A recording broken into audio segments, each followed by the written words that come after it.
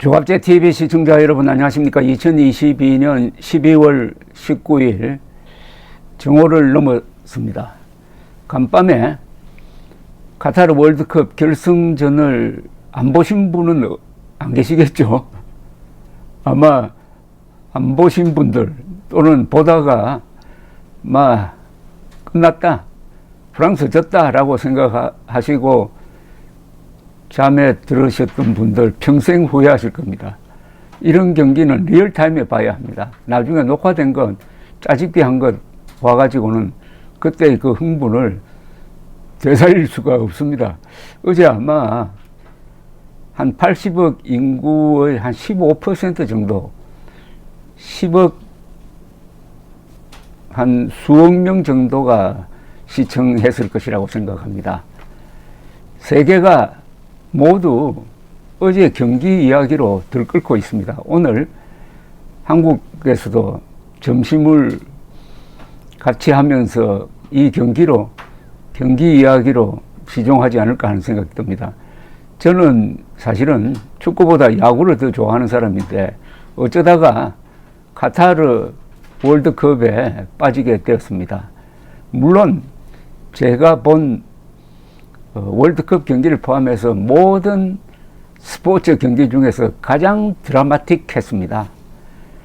그러니까 이 점잖은 미국 언론, 뉴욕타임즈라든지 워싱턴 포스트 같은 언론, 또 축구에 대해서는 별로 평가를 하지 않는 프로풋볼, 아메리칸 풋볼과 야구를 좋아하는 이 언론까지도 일면 머리 기사로 올리고 있는데 그 표현이 아주 문학적입니다. 왜 문학적이냐 하면은 이 최고의 찬사를 보내야 되는데 영어 단어가 부족한 듯 합니다.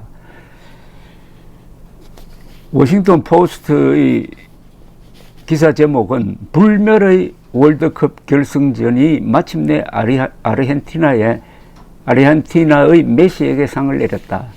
임모탈이라고 그랬습니다. 그 첫 문장은 상당히 문학적 기교에 넘치는 문장이라서 이거 그대로 번역하기가 힘든데 다소 의역을 하면 이런 내용입니다. 가끔 경기는 정상 궤도를 이탈해가지고 인간적 면모를 보일 때가 있다.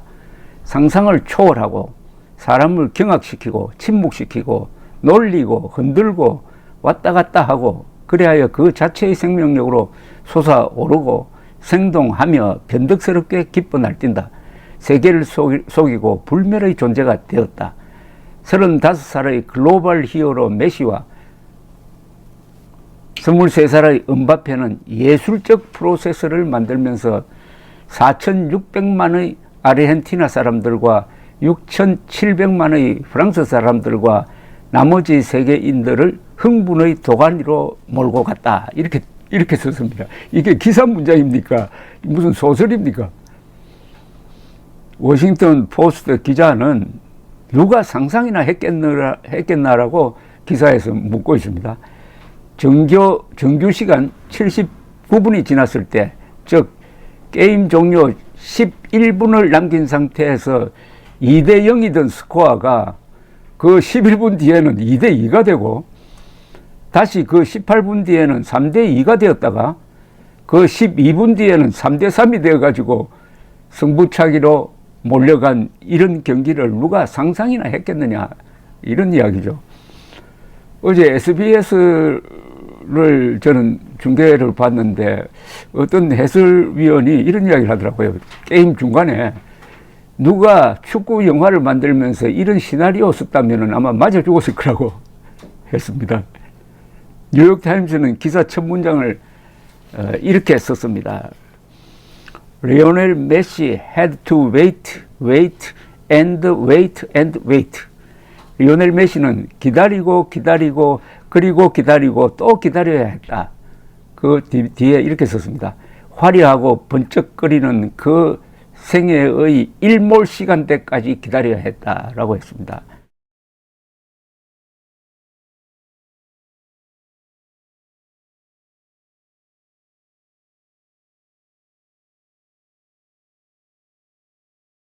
이 권위 있는 신문은 아르헨티나가 36년 만에 월드컵을 우승한 것과 35살의 리오넬 메시가 마지막 월드컵 시합에서 비로소 우승 트로피를 들어 올린 것을 같은 무게로 다뤘습니다. 이번 월드컵을 극과 극을 오고 간 통제불능의 환희와 절망의 연속이라고 표현했습니다. 잉글랜드 전 국가대표팀 선수 알란 시어러는 BBC와 인터뷰를 하면서 최고의 월드컵 파이널이다. 이런 게임을 본 적이 없고 앞으로도 볼 일이 없을 것이다. 여기에 있었다는 것 자체로서 행복하다고 했는데요. 본 적도 없고 본 적이 없었고 앞으로도 볼 일이 없을 것이다. 이거 딱 한마디로 하면은 뭐죠? 전무후무하다는 거죠. 한자의 의미 축약력이 그래서 강합니다. 이렇게 길게 이야기할 필요 없이 전무후무한, 전에도 없었고 앞으로도 없을 경기였다. 이런 이야기입니다.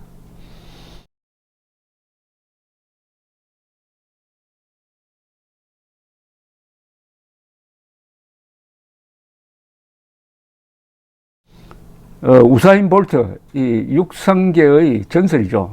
지금 은퇴했지만은 자마이카 출신 우사인 볼트는 아마 그 경기장에 있었답니다. 이런 트위트를 날렸습니다.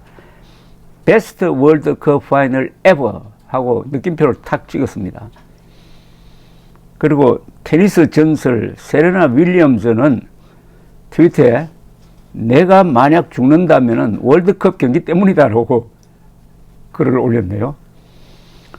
어제 그 경기 직후에 시상식이 있었는데 이 사실은 이 음바페와 메시가 같은 팀에 있습니다. 파리 상제르맹이란 팀 소속입니다. 상제르맹의 사주는 누구냐 하면은 카타르 스포츠 인베스먼트라는 회사입니다. 국영회사죠. 그러니까 국왕 소유입니다. 쉽게 말하면 국왕 소유. 그 국왕이 어제 보니까 자기 회사 소속 두 선수에게 상을 주더라고요. 카타르 월드컵은 이변의 속출이었습니다. 그리고 마지막 월드컵 결승전, 세계 모든 스포츠 행사 중에서 텔레비전 시청률이 가장 높은 그 경기에서 전무후무한 드라마가 펼쳐졌다. 그게 단순히 프랑스와 아르헨티나의 대결이 아니라 그 안에 프랑스를 대표하는 음바페와 아르헨티나를 대표하는 메시, 한 사람은 저 카메룬, 아버지가 카메룬이고 어머니가 알제리 출신인 아프리카 사람, 또 한 사람은 백인 출신이지만은 아르헨티나에서 났지만은 로사리오란 도시에서 났지만은 13살에 너무 키가 작아가지고 호르몬 치료해가지고 좀 키우고 연습 좀 해야 되겠다 해가지고 스페인의 바르셀로나로 옮겼던 메시, 두 사람의 대결이 그 안에 숨겨져 있었습니다. 그러니까 이중의 드라마가 펼쳐진 것이죠. 메시로서는 어제 처음으로 진정으로 아르헨티나와 화해하는 순간이었습니다.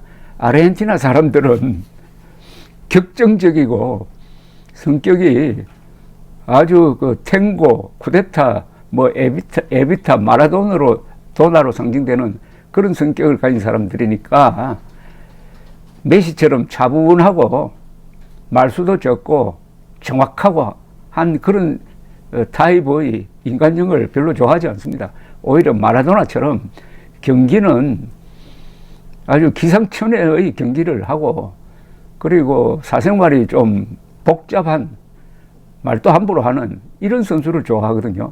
그러니까 마라도나에 바쳤던 순정이 있었는데 메시, 더구나 스페인에서 뛰는 조국과 멀리 떨어져 있는 메시가 계속 마라도나에 도전하고 이제는 세계 최고의 선수라고 일컬어지니까 이 마라도나에 바친 순정을 지키려고 하는 아르헨티나 사람들이 메시를 싫어하게 되었습니다. 더구나 메시는 이 월드컵에 나오면은 자신은 잘하는데 친구들이 안 도와줘가지고 우승을 하지 못했고 실망을 안겨주니까 그렇게 메시를 싫어했답니다.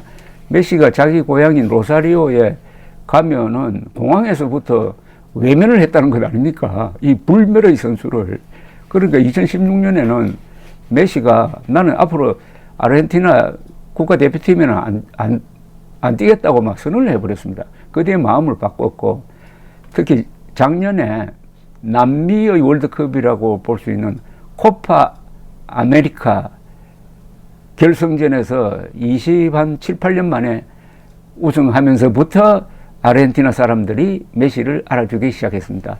그 뒤에 A매치 36게임 연속으로 이기다가 월드컵 첫 경기에서 사우디아라비아에 2대1로 역전패해가지고 실망을 시켰던 그 메시와 아르헨티나 팀이 그 뒤에 하나씩 고생을 하면서 올라갔습니다.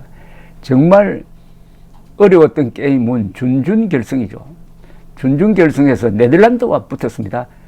어제 경기와 진행이 비슷했습니다. 2대0으로 게임 종료 직전까지 2대0으로 이기다가 갑자기 네덜란드의 역습을 받아가지고 2대2가 되고 연장전 30분 해도 승부가 나지 않고, 그래서 승부차기로 가서 그때도 제1번 키커가 메시였습니다. 그 다음 준결승은 조금 쉽게 이겼고, 드디어 어제 결승전에서 불멸의 시합을 남겼습니다. 이것은 하나의 예술입니다. 예술은 불멸성이 있습니다. 시대와 공간을 초월하는 그 어떤 것입니다. 어제 월드컵은 그 자체로서 예술입니다. 그러니까 안 본 분들 좀 후회하시겠는데 알아서 하십시오. 감사합니다.